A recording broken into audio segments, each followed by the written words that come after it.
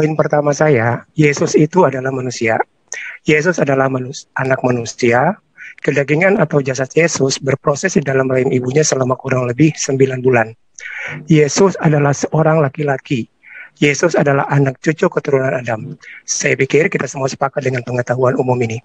Poin kedua, kepada admin mohon dibantu share screen PDF saya yang berjudul sperma. Kalau boleh dimatiin dulu timernya, Pak. Maaf Pak Rama, untuk opening itu Bapak 5 menit ya? Iya. Ya, nanti. Nah, nanti kalau Bapak masuk ke tema, baru Bapak bisa share screen data. Ini opening dulu aja Pak. 5 menit ini opening aja dulu. Oke. Rule-nya seperti itu. Oke, terima kasih. Sorry. Yep. Poin kedua, semua anak cucu Adam tanpa kecuali menurut saya pasti berasal dari sperma. Itu yang saya maksudkan tadi. Screen-nya ada di screen PDF saya yang saya kirim. Allah menginformasikan hal ini melalui Al-Quran. Kata nutfah dan kata mahi yang diterjemahkan sebagai air mani atau sperma disebut di dalam Al-Quran sedikitnya 15 kali, 12 kali secara tersurat dan 3 kali secara tersirat. Poin ketiga, penciptaan Yesus adalah sama dengan penciptaan Adam. Allah menjelaskan di dalam surat Al-Imran 59 sebagai berikut. Auzubillahiminasyaitonirrajim. Bismillahirrahmanirrahim. Inna masalah Isa indallahi kamasali Adam halakahu min turabin thumma kalalahu kun fayakun. Yang artinya, sesungguhnya permisalan penciptaan Yesus adalah sama dengan penciptaan Adam. Dia Allah menciptakan dari tanah, kemudian dia berfirman, jadilah, maka jadilah. Dalam surat Sad, surat ke-8 ayat 72, Allah berfirman yang artinya, kemudian apabila telah aku sempurnakan kejadian jasadnya, dan aku tiupkan ruh dariku kepada jasad Adam itu, maka tenulah kamu dengan bersujud kepadanya. Dalam surat An-Nisa, surat 4 ayat 171, terdapat kalimat yang artinya, sungguh Al-Masih Isa putra Maryam itu adalah utusan Allah, yang diciptakan dengan kalimatnya yang disampaikan kepada Maryam dan dengan tiupan dari roh darinya. Penjelasan Allah melalui ayat itu, saya menyimpulkan bahwa eksistensi Yesus di dalam rahim Maryam, eksistensi Adam di dalam alam surga, serta eksistensi seluruh anak cucu keturunan Adam di dalam rahim ibunya bisa kita bagi menjadi 3 tahap. 1, tahap penciptaan melalui kehendak dan kalimat jadilah. 2, tahap penyempurnaan jasad atau kedagingan. 3, tahap meniupkan ruh. Atas dasar kesimpulan itu, saya membentangkan satu-satunya hipotesa terakhir dan menurut saya paling masuk akal, yaitu 1. Asal muasal kedagingan Yesus di dalam rahim Maria adalah berupa satu sel sperma yang Allah telah ciptakan melalui kalimat jadilah.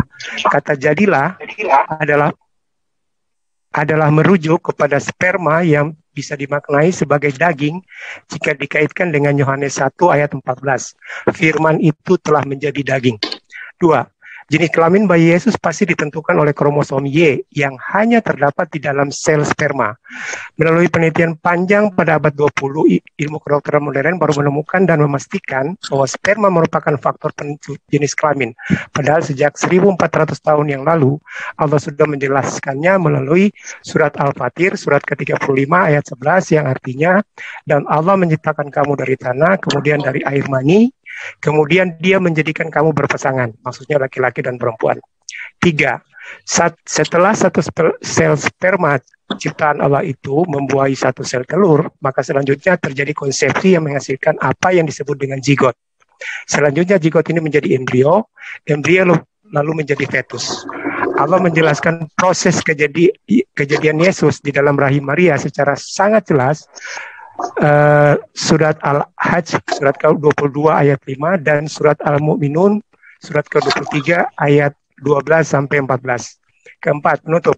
Penciptaan Yesus di dalam rahim Maria tidak lebih ajaib, tidak lebih spektakuler daripada penciptaan Adam maupun penciptaan Hawa. Artinya, Yesus adalah makhluk atau ciptaan Allah. Jasad dan kedagingan Yesus yang bermuasal dari satu sel sperma, Allah ciptakan dengan cara Allah berfirman, jadilah. Sedangkan ruh Yesus Allah tiupkan kepada jasad atau kedagingan Yesus pada saat jasad atau kedagingan Yesus itu berumur 120 hari, sesuai hadis Bukhari dan Muslim. Satu-satunya perbedaan kita dengan Yesus adalah bahwa kedagingan Yesus berasal dari satu sel sperma ciptaan Allah, sedangkan kedagingan kita semua berasal dari satu sel sperma ayah kita. Sperma sebagai asal muasal kedagingan Yesus merupakan satu-satunya sperma yang telah Allah ciptakan melalui firman-Nya. Jadilah.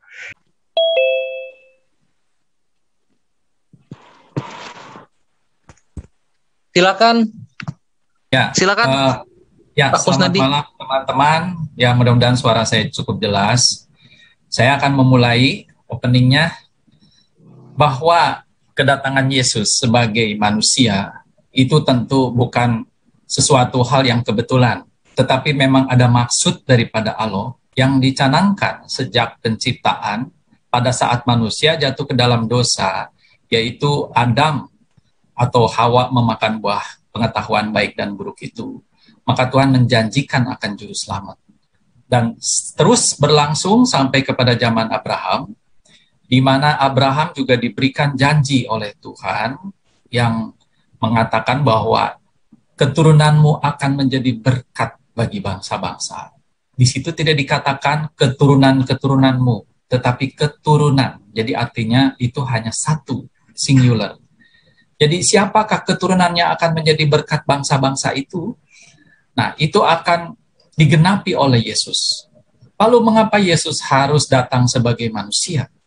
Karena kalau dia tidak datang sebagai manusia, dia tidak mungkin bisa mati di salib, mengucurkan darah seperti apa yang disimbolkan di dalam hukum Taurat, di mana penebusan dosa kepada orang-orang yang terkutuk, yaitu melalui darah binatang.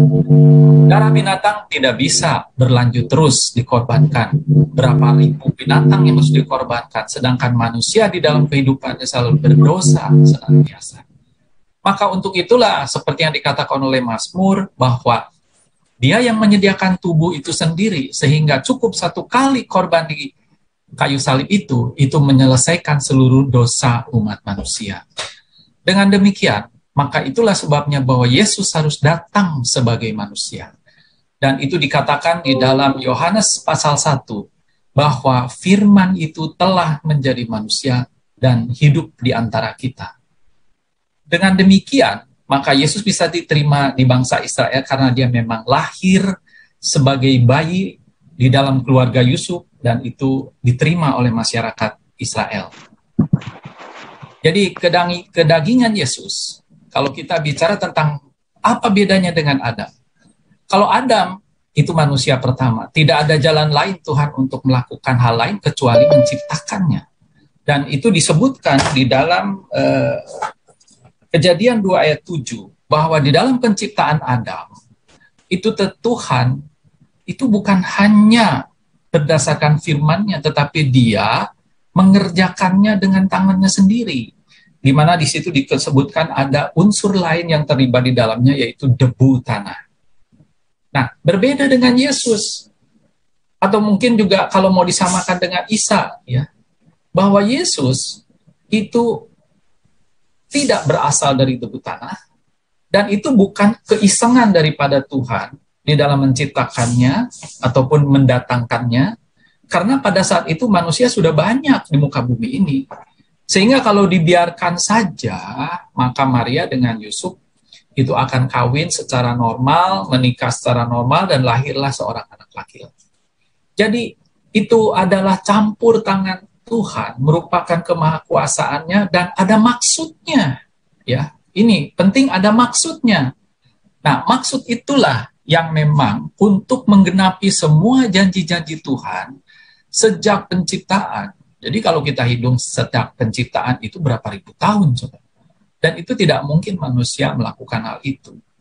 Jadi penciptaan daging Yesus pada saat itu ada di dalam rahim Maria, itu tidak berasal dari benih laki-laki dan juga tidak berasal dari benih perempuan, tetapi itu adalah kalimat Allah atau firman Allah yang datang di dalam rupa manusia, yaitu janin manusia, kemudian dititipkan ke dalam rahim Maria.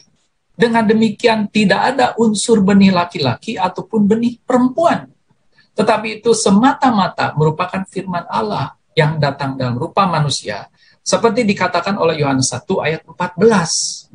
Dengan demikian, maka tidak diragukan lagi bahwa Yesus adalah Tuhan di dalam rupa manusia. Jadi tanda yang tegas di sini adalah manusia. Itulah sebabnya dia bisa tidur, dia bisa marah, dan dia bisa berdarah, mati di salib, dan lain sebagainya. Kemudian dia bisa makan roti, dan lain sebagainya. Itu membuktikan semuanya dia manusia. Silakan tunjukkan penciptaan Adam, dan sandingkan dengan penciptaan Isa. Coba kita mau lihat samanya di mana. Silakan. Saya ingin nanya lagi. Tolong tunjukkan, tadi Anda bicara banyak tentang sperma, ya. Buktikan bahwa penciptaan Isa itu melibatkan sperma di dalamnya. Tolong tunjukkan ayatnya di dalam Quran. Cukup? Oke, cukup. Silakan Bapak Ramalebe menjawab. Baik. Waktunya 5 menit. Jawab sekali sepanjang dah. Terima kasih Pak Kusnadi atas pertanyaannya. Saya akan ulang pertanyaan Pak Kusnadi. Tolong tunjukkan di mana ayat di dalam Al-Quran yang secara tegas menjelaskan tentang penciptaan Adam dan Isa itu adalah sama. Kalau Pak Kusnadi menyimak apa yang saya katakan, di dalam surat Al-Imran 59, saya mohon timernya diberhentiin dulu, saya mau seriskan. Al-Imran 53. 59, sorry. Sesungguhnya perumpamaan penciptaan Isa atau Yesus bagi Allah seperti penciptaan Adam. Dia menciptakannya dari tanah, kemudian dia berkata kepadanya, jadilah, maka jadilah sesuatu itu. Jadi pertanyaan itu yang bisa saya jawab atas pertanyaan Pak Kusnadi yang nomor 1. Pertanyaan nomor 2, di mana dikatakan bahwa Yesus itu diciptakan dari sperma. Saya akan menjawabnya begini. Saya memulai tadi, poin saya pertama adalah bahwa Yesus itu adalah manusia. Kita sepakat ya. Yesus itu adalah anak manusia. Kedagingan atau jasad Yesus berproses di dalam rahim ibunya selama kurang lebih 9 bulan. Yesus adalah seorang anak laki-laki. Yesus adalah anak cucu keturunan Adam. Itu pengetahuan umum Pak Kusnadi ya. Nah, sekarang saya tolong dimatikan dulu timernya dan tampilkan PDF saya tentang sperma yang sudah saya kirimkan, maaf. Saya berani berkesimpulan atau katakanlah membuat sebuah hipotesa bahwa Yesus itu juga berasal dari sperma. Masalahnya adalah sperma siapa? Gitu. Kita tahu ya, spermanya Yesus bukanlah sperma dari ayahnya atau dari seorang laki manapun. Kita tahu sperma itu diproses atau spermatogenesis itu diproses di dalam testis seorang laki-laki dewasa. Oke, tapi bukan sperma itu yang saya maksudkan, Pak Kus. Sperma ini adalah Allah ciptakan dengan kalimat. Makanya Yesus itu disebut kalimat Allah. Kalimat yang mana? Jadilah sperma. Sama seperti Adam, merujuk kepada surat Al-Imran 59 tadi. Jadi dalam pandangan saya, ya, kalau ditanya mana ayat-ayat di dalam Al-Quran yang menunjukkan bahwa Yesus itu secara tersirat berasal dari sperma, saya share screen itu silakan dibaca satu-satu Pak. Tapi begini, saya akan coba baca ininya saja ya. Yang pertama surat Al-A'raf, surat ke-7 ayat 172. Yang kedua surat An-Nahl 16, surat ke-16 ayat 3 sampai 4. Yang ketiga surat Al-Kahfi, surat 18 ayat 37, surat Al-Hajj 22, 5, surat Al-Mu'minun 23 ayat 12 sampai 14. Surat As-Sajdah, surat 32, ayat 6 sampai 9, surat Al-Fatir, surat 35, ayat 11, surat Al-Ghafir 67,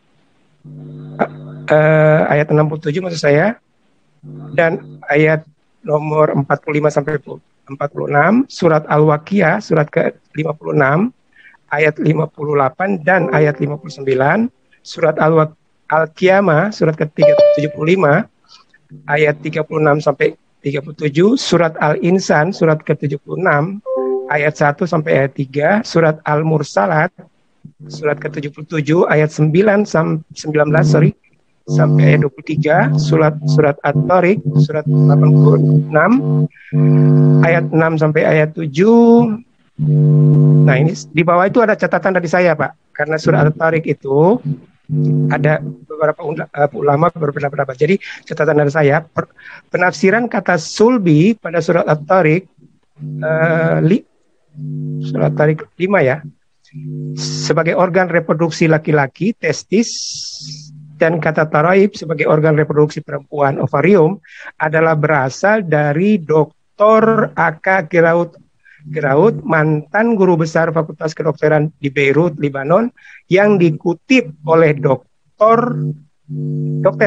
Maurice Bussell dalam bukunya Le Bible, Le Quran et les Sciences, atau dalam bahasa Inggrisnya Bible, Quran, dan Sains. Demikian jawaban saya, Pak Kus. Terima kasih. Oke, langsung Pak, beri pertanyaan ke Pak Kusnadi, waktunya 1 menit. Siap. Pak Kus, saya ingin tanya, meskipun saya tahu Pak Kus sudah saya ingin tanya. Pertanyaan saya, menurut Anda, manakah yang merupakan asal muasal kedagingan Yesus pada proses penciptaan Yesus di dalam rahim Maria? Sperma, sel telur, atau lain-lain? Yang kedua, apakah frasa mengandung dari Roh Kudus pada Matius 1:18 bermakna bahwa Roh Kuduslah yang berfirman, jadilah, atau Roh Kuduslah yang meletakkan perkataan Allah itu ke dalam rahim Maria? Silakan Pak Kus. Oke, silakan Pak Kus.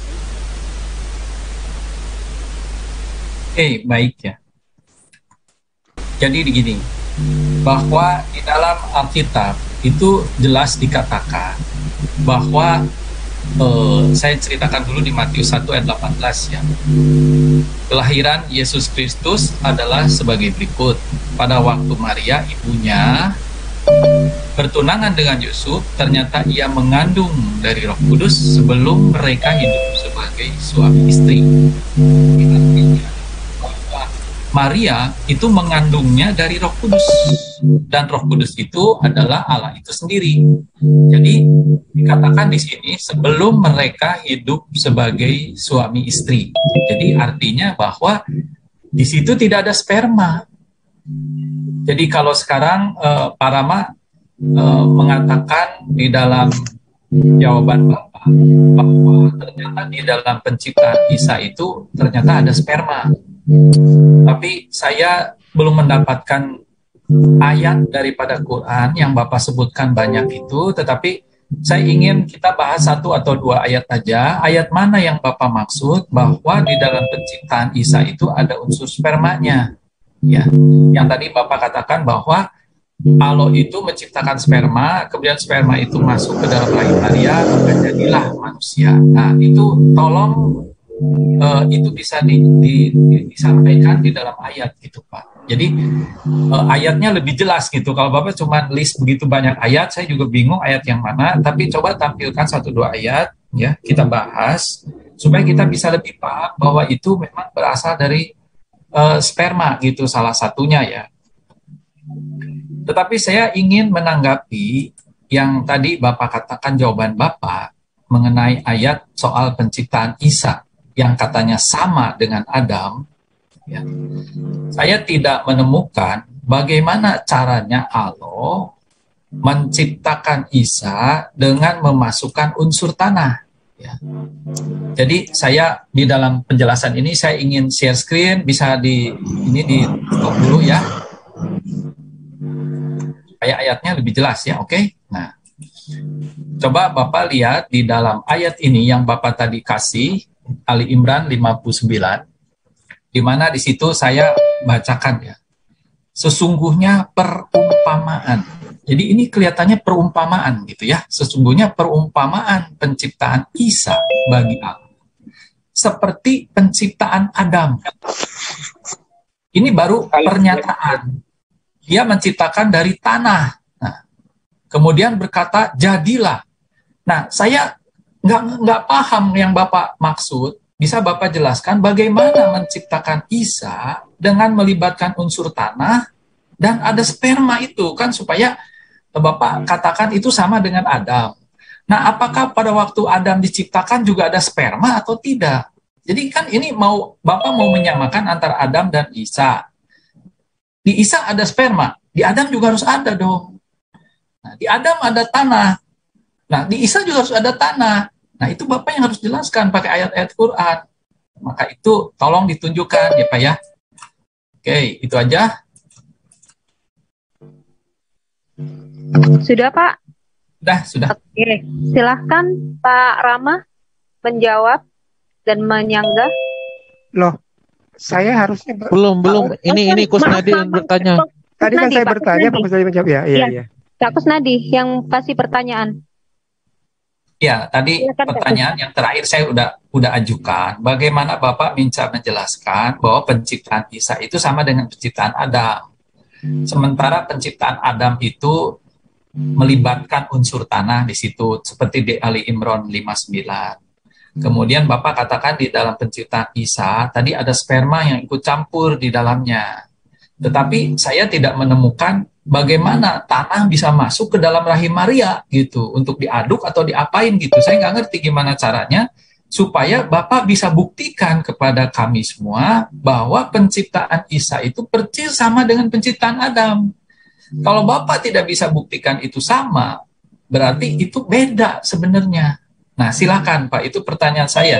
Sedangkan tadi yang Bapak tanyakan mengenai bagaimana Yesus, saya udah sebutkan bahwa Yesus itu dikandung dari Roh Kudus yang dititipkan ke dalam rahim Maria.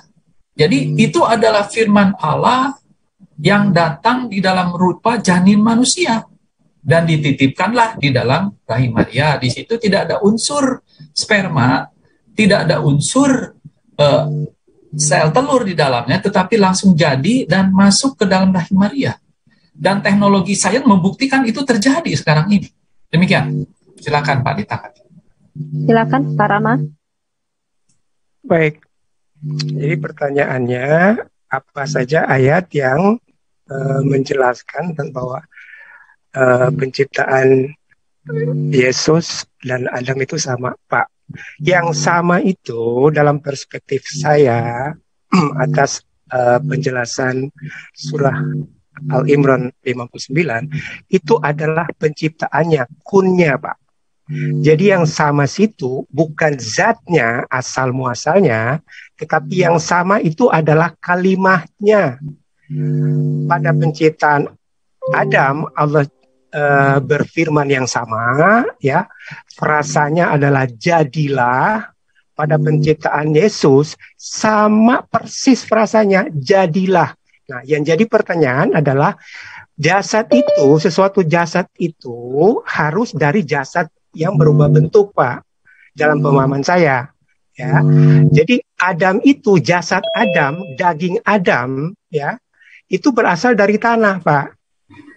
Nah, kalau Bapak mengatakan bahwa jasad atau kedagingan Yesus berasal dari Roh Kudus, itu nonsen, tidak bisa dibuktikan secara sains. Bagaimana roh yang kita tidak tahu apa-apa bisa berubah menjadi daging, menjadi materi. Itu tidak mungkin, Pak.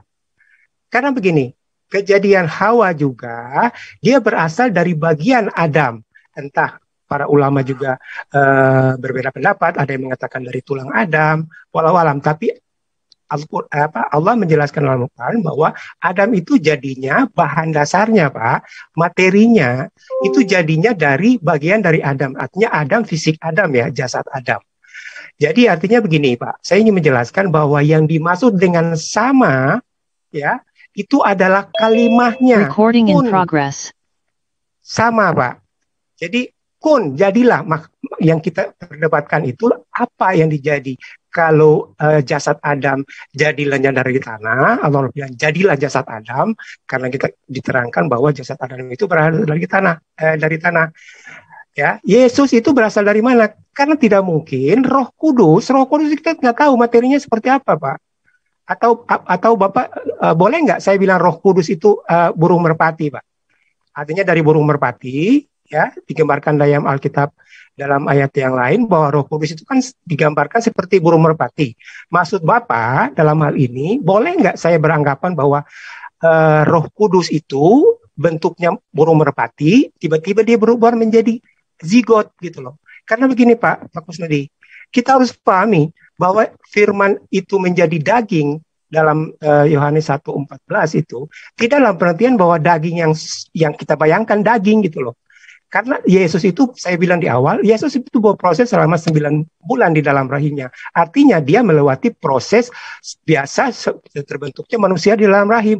Mulai dari pembuahan atau fertilisasi, membentuk konsepsi menjadi zigot, kemudian ada proses embrionisasi, kemudian daging itu menjadi fetus. Pada saat fetus ini berumur 120 hari, baru kemudian ditiupkan.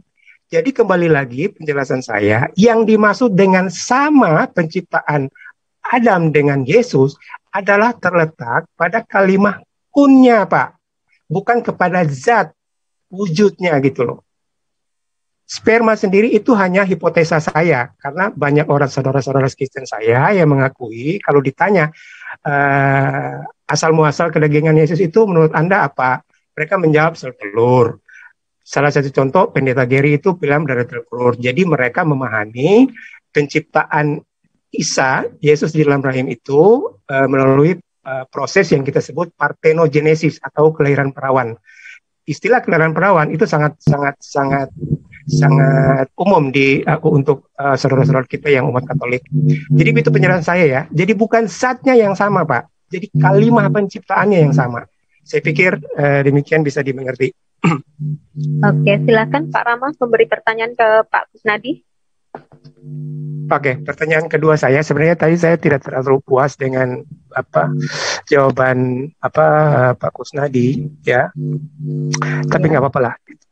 Saya mengerti hak dia untuk berpendapat seperti itu. Yang kedua, pertanyaan ini. Matius 1 ayat 20 menjelaskan bahwa malaikat Tuhan datang kepada Yusuf melalui mimpinya. Sedangkan pada Lukas 1 ayat 26 menjelaskan bahwa malaikat Tuhan, dalam hal ini Jibril, datang kepada Maryam.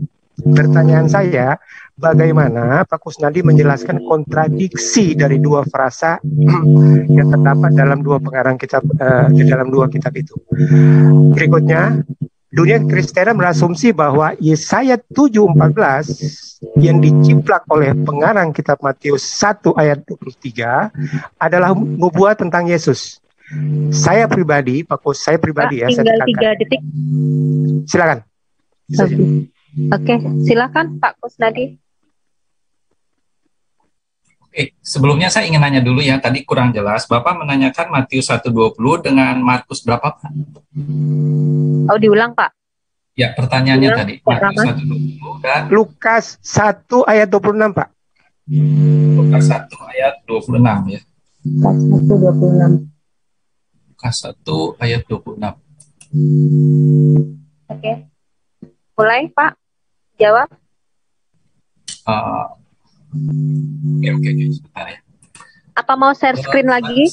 Saya jawab dulu atau bertanya dulu? Jawab. Tinggal sekarang waktunya Bapak jawab. Ya. Oke. Kalau sekarang saya jawab ya. Coba saya akan share screen dulu ya. Share screen dulu ya. Oke. Coba kita lihat ayatnya Lukas 1:26 ya. Saya kuningin biar lebih kelihatan. Dalam bulan yang ke-6 Allah menyuruh malaikat Gabriel pergi ke sebuah kota di Galilea bernama Nazaret. Itu ayatnya ya Pak ya. Kemudian kita lihat di Matius 1 ayat 20. Di mana di situ dikatakan, saya kasih warna lain deh biar agak jelas. Tetapi ketika ia mempertimbangkan maksud itu, malaikat Tuhan nampak kepadanya dalam mimpi dan berkata, Yusuf, anak Daud, janganlah engkau takut mengambil Maria sebagai istrimu, sebab anak yang dalam kandungannya adalah dari Roh Kudus. Jadi begini ya, di dalam kekristenan itu ada figur Yusuf yang tadi dikatakan di ayat sebelumnya di sini ya. kelahiran Yesus Kristus adalah seperti berikut. Pada waktu Maria ibunya bertunangan dengan Yusuf, ternyata ia mengandung Roh Kudus sebelum mereka hidup sebagai suami istri. Jadi kalau di Lukas tadi, itu malaikat memberitahu kepada Maria bahwa dia mengandung dari Roh Kudus. Jadi sifatnya pemberitahuan. Ya, pemberitahuan. Tetapi di Matius ini, di mana di situ dikatakan bahwa mereka itu belum hidup suami istri. Tetapi karena Yusuf itu mau menceraikannya, karena Maria itu tiba-tiba hamil, gitu, maka malaikat itu datang kepada Yusuf supaya tidak menceraikan. Jadi di sini ada konfirmasi, ada dua saksi yang mengalami ini, yaitu Yusuf dan Maria. Yang malaikatnya sama. Yang satu memberitahu, yang kedua untuk mencegah Yusuf menceraikannya. Jadi itu jawabannya ya, para Maya. Sekarang pertanyaan saya, kembali ke yang tadi. Maaf Pak Kus, masih dalam waktu untuk menjawab pertanyaan saya, Pak Kus. Oh gitu ya. Oke, jadi saya tadi sudah jelaskan bahwa perbedaan Matius 1:20 dengan Lukas 1:26 itu adalah malaikat datang ke Yusuf kalau di Matius, sedangkan malaikat yang datang di Lukas itu adalah kepada Maria. Jadi itu bedanya di situ. Jadi tidak ada kontradiksi, tetapi ini kesesuaian. Ya, kan tadi saya sudah ceritakan jawabannya seperti itu, Pak. Ya, mungkin itu menjawabkan pertanyaan Bapak kan?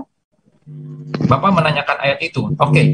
Terus kemudian mengenai Yesaya 7 ayat 14, ya sebenarnya mungkin saya tidak mau melebar karena ini bicara tentang Immanuel yang dinubuatkan di Yesaya ya. Kemudian Immanuel itu merupakan julukan ya.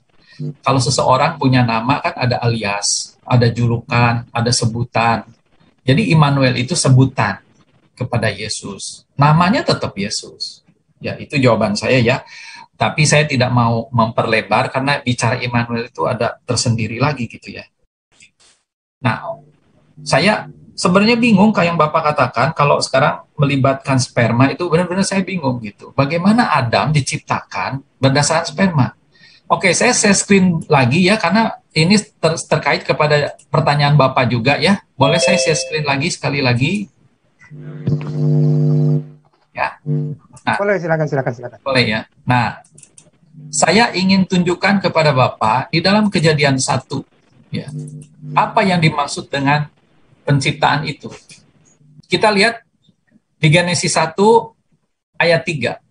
Ya, di sini berfirmanlah Allah, jadilah terang. Terang itu jadi. Jadi Bapak mau pakai masuk akal gimana? Saya nggak bisa menjelaskan. Karena ini kekuasaan Allah. Begitu dia katakan jadilah terang, jadi. Ya, demikian juga berfirmanlah Allah, jadilah cakrawala di tengah segala air untuk memisahkan air. Maka Allah menjadikan cakrawala itu dan seterusnya. Dan jadilah demikian. Jadi itu cukup dengan berfirman jadi, berfirman jadi, jadilah demikian. Jadilah demikian. Jadi Bapak mau bertanya apa lagi? Nah, kalau sekarang Bapak lagi menjelaskan bagaimana Tuhan menciptakan Adam. Karena Adam itu, di dalam kekristenan itu diciptakan dengan sesuatu pekerjaan Tuhan. Karena seperti tadi saya katakan di dalam, sekali lagi ayatnya ya, Genesis 2 ayat 7. Nah ini. Di sini berbeda dengan penciptaan tadi. Di sini di mana dikatakan, ketika itulah Tuhan Allah membentuk manusia itu dari debu tanah dan menghembuskan nafas hidup ke dalam hidungnya, demikian manusia itu menjadi makhluk yang hidup. Ya. Oke, di sini kita lihat ada perbedaan penciptaan.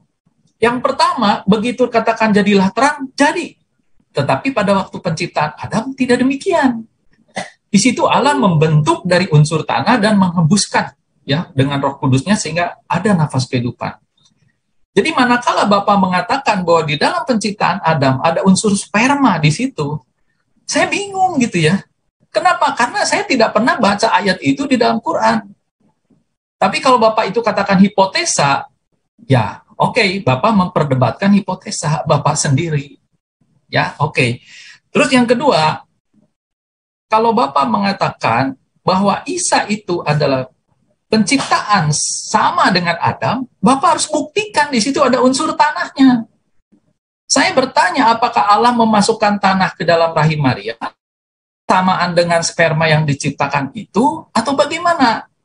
Nah, sekarang Bapak kan nggak mau tunjukkan ayat, karena menurut Bapak itu hipotesa. Nah, coba Bapak jelaskan hipotesa berdasarkan saya. Sebentar, sedikit menjelaskan. Ini bagian Pak Kusnadi bertanya atau menjawab, Pak? Menjelaskan. Saya udah langsung masuk pertanyaan. Ya, Pak, tolong ya, kalau masuk ke pertanyaan Bapak langsung bilang ya. Saya masuk ke pertanyaan langsung bilang gitu ya Pak ya. Jadi kita nggak mengira Bapak masih menjelaskan gitu. Timernya jalan ya. Oke, silakan. Oke, jadi pertanyaan saya adalah bagaimana Bapak bisa menjelaskan bahwa penciptaan Adam sama dengan Isa yang Bapak tadi katakan adalah cuman berdasarkan jadilah gitu ya kalimatnya. Kalau Bapak mengatakan begini, lalu apa bedanya dengan penciptaan binatang? Karena binatang juga diciptakan dengan jadilah. Apa bedanya dengan ciptaan batu-batuan? Yang mana dikatakan jadilah, gitu. Nah, jadi pertanyaan yang kedua adalah, Bapak buktikan berdasar hipotesa, karena Bapak kelihatan tidak berhasil menemukan ayat bahwa Adam diciptakan dengan memasukkan unsur sperma di dalamnya. Dan Bapak juga tidak berhasil menjelaskan berdasarkan ayat Quran bahwa pencipta Isa di situ ada unsur tanah di dalamnya. Bagaimana Bapak bisa menjelaskan kedua hal ini? Ya. Ini penting karena Bapak mengambil kesimpulan, statement bahwa penciptaan Adam sama dengan penciptaan Isa. Makanya saya tutup, coba di mana samanya gitu. Kalau Bapak mengatakan hipotesa, jelaskan hipotesa itu kepada kami gitu ya.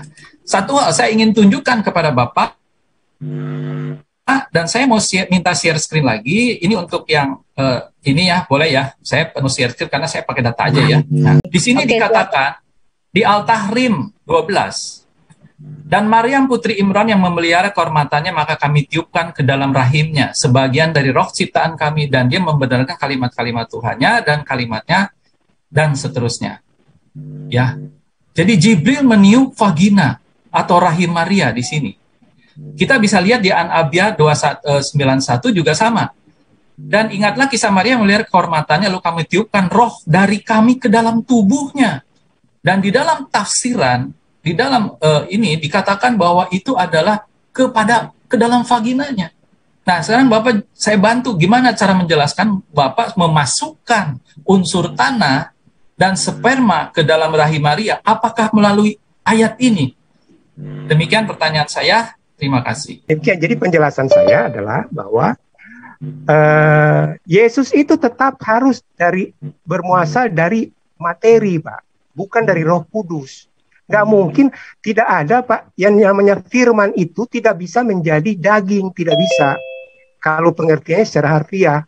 Firman itu apa frasanya? Jadilah terang. Nggak mungkin, terang itu adalah akibat dari firman itu. Bukan terang itu adalah firman itu sendiri, bukan Pak. Matahari itu akibat yang terjadi dari kalimat jadilah matahari. Bukan berarti bahwa matahari adalah kalimat itu sendiri. Matahari tidak sama dengan perkataan Allah. Daging Yesus tidak sama dengan perkataan Allah. Itu yang barangkali saudara-saudara Kristen kita yang Trinitarian ini selalu mengatakan bahwa firman telah menjadi.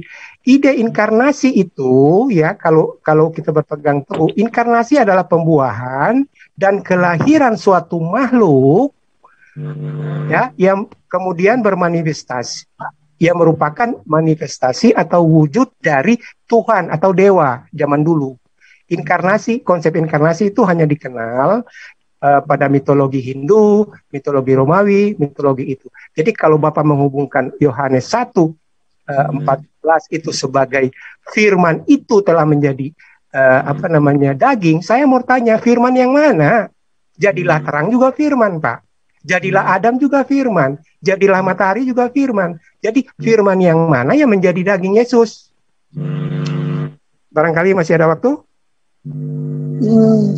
Waktunya masih 2 menit 39 detik. Masih jalan, ya. Jadi, Pak. Oke.